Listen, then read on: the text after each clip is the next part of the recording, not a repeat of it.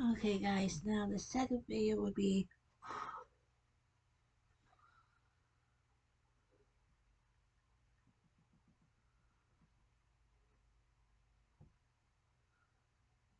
reaction videos.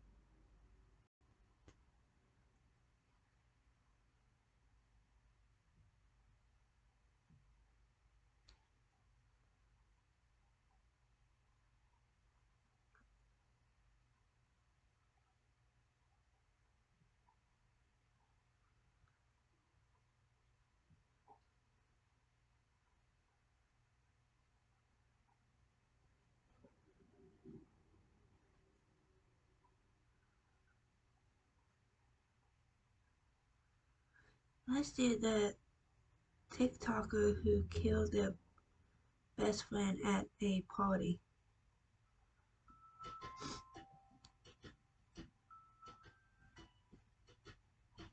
Now, what's the dumbest thing you've ever done when drunk? How did you feel afterward? In this totally heartbreaking case, the famous TikToker got really drunk and killed their friend. But how did he get there? Let's find out. Helen Rose Hastings was the only daughter of Susan Rosenberg and Philip Hastings, who were both successful biologists working at Baylor College of Medicine. She grew up in Houston, Texas, where she was described as a smart and highly intelligent girl, speaking in full sentences by the time she was just 18 months. Helen had a really great childhood, with lots of hobbies ranging from swimming to theater to rock bands and robotics. She was always curious and wanted to try out everything. She spent most of her school breaks traveling the world with her parents, going to far-flung places like Croatia, Oslo, and Tokyo. This really opened up her mind at a very young age, and by the time she was 7, she was fascinated by Japanese culture, and she told her mom that she wanted to start an institute for women scientists in Japan when she grows up. Sadly, she never got to see her dream materialize. Helen's almost perfect childhood changed the moment she reached middle school. She didn't fit in with her classmates who found her weird and started picking on her. At an early age, Helen had developed symptoms of misophonia, which is a condition that makes you intolerant to certain sounds made by other people, such as chewing, pencil tapping, coughing, and sniffling. As you can already guess, her condition got worse in school because those sounds are everywhere. It got to a point that Helen could not sit still in class or eat lunch with her classmates, which made her miserable.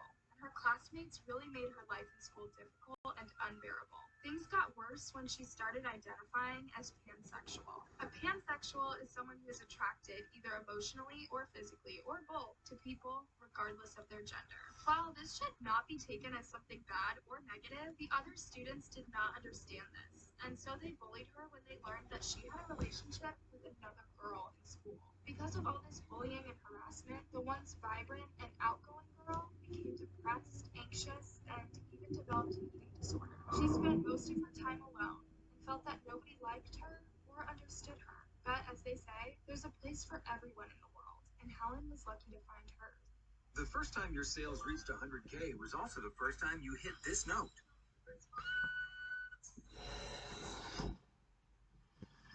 It all started in 8th grade when one of Helen's few friends invited her to a local cosplay convention. If you don't already know what cosplay is, it's like kind of performance art where people dress up in costumes and makeup that represent It's like favorite anime characters stuff. from anime, video games, TV, and film. The term itself was derived from two words, costume and roleplay. So people don't just dress up, they act and behave like the character they are portraying. Cosplay culture is actually very popular in many parts of the world. Believe me, I Most used to like especially in anime. Japan, I East don't know. Asia, I don't the like US, anime. and Europe. Helen was really captivated by Anime this is fun like and a exciting world, and cartoon sometimes it TV even show in wanted to a escape the sad or Japanese depressing reality. Helen was drawn to the escapism of it. Some people view it as an escape cartoons. from reality. They're Like not in too US, limited, we only but have for 3 days they talk to American kids about what's cartoons. going on in the outside world. In this community, Helen fit right in.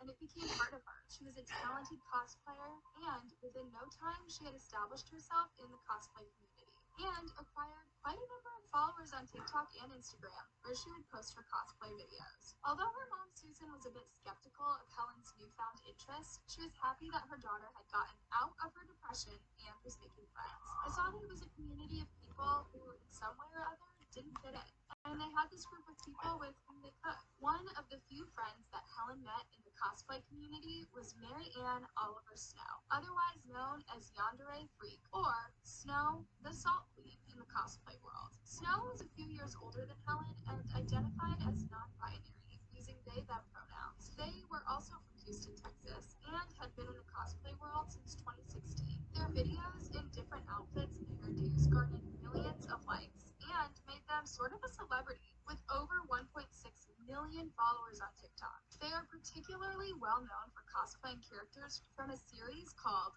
Danganronpa, a Chinese video game in which teens are locked inside a school with a murderous bear and forced to fight to the death. Those who knew Snow described them as being a little problematic and reckless. They would do things that a lot of people found to be quite inappropriate and disturbing. Like in 2019, Snow posted a video on social media where they were having a cosplay photo shoot at a local cemetery. They were sitting on the gravestones, swinging on them, and even dancing on top of them. This really enraged a lot of people who found Snow's actions as being disrespectful to the dead in the cemetery. Yeah. And instead of apologizing for their actions, Snow made things worse by mocking everyone, saying that people were just overreacting and that they did nothing wrong. They also claimed that they had asked permission from the management to have a photo shoot there. However, the cemetery superintendent came forward to deny this and even threatened to have Snow arrested if they go back to the cemetery. And that's not all, guys. In another incident, Snow claimed that they had rescued some sick kittens and asked for money from their followers to help save the kittens. But people later came to learn that the kittens were never really sick and that Snow had pocketed the money. Despite all the controversies, Helen and Snow became really good friends and started hanging out together quite often. But this friendship would soon end in a disaster. Now, fast forward to January 17th, 2021. The police received a distress call from a house in Houston where someone was reported to have been shot. The person was rushed to the hospital where they sadly passed away.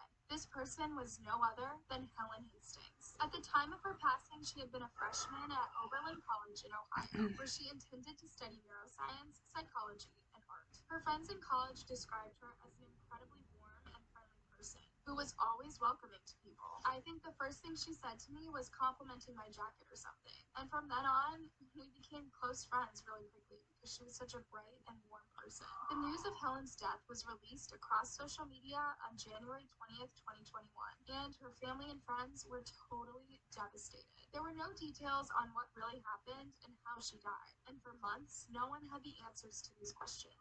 But when the truth finally came out, everyone was completely horrified.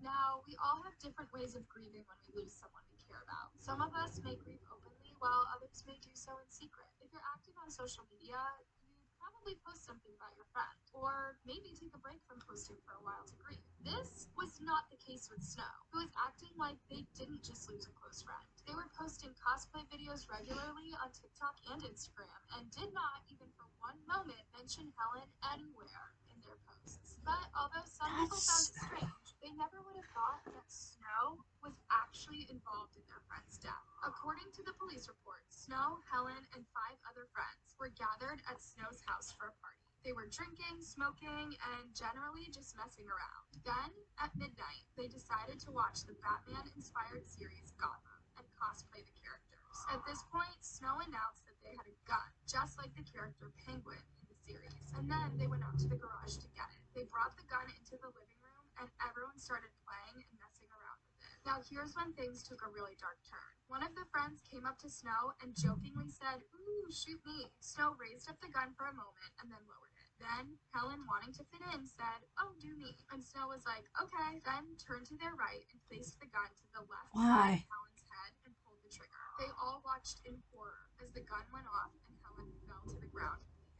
All along, they thought the gun was empty, but clearly it wasn't. The group was in a panic. One tried to stop the blood with a teddy bear and and Snow kept saying it was an accident. Somehow they managed to call 911, and Helen was rushed to the hospital, where she was placed on life support but died 2 days later. Snow was later arrested and charged with second-degree manslaughter, which carries a potential prison sentence of 2 to 20 years, according to Texas state laws. They told police that the gun had been left in their home by an ex-boyfriend when he moved out, and that they and their friends would often play with it, believing that it was safe. Snow said that the ex-boyfriend had said that he'd removed all the bullets in the magazine, and that they didn't remember putting it back in the gun, though they were really drunk and could have done it. They said they were putting the gun at themselves and other friends, and it was making a clicking sound when they pulled the trigger 3 or 4 times. When the other friends were interrogated, they said that they also didn't think that the gun was loaded, and that they heard Helen jokingly ask Snow to shoot her. When investigators asked them why Snow would place a gun at Helen's head, one witness said their group is wild, dumb, and does jokes like that all the time. On January 19th, 2021, Snow was released on a $20,000 bond, and they went back to living their life as if nothing had happened. They continued posting for 9 months and could actually be seen in some video wearing an ankle monitoring bracelet. Some of their TikTok videos are quite gory and involve fake blood splatters in the background and references to violence. Now, this was really disturbing for a lot of people who felt that Snow didn't really care about taking Helen's life. One person wrote in their comment, "What a huge slap in the face to the families of the victims to be posting like this." However, others were a little more sympathetic to Snow, saying that they'd also lost someone and were working through it. Let them grieve and move on. They lost a close friend just a few months ago and will live with that guilt forever. Snow has since made their TikTok and Instagram accounts private, and according to their lawyer, they're distancing themselves from social media for a while. The lawyer also said that Snow was incredibly remorseful about what took place and was having a difficult time dealing with it. Meanwhile,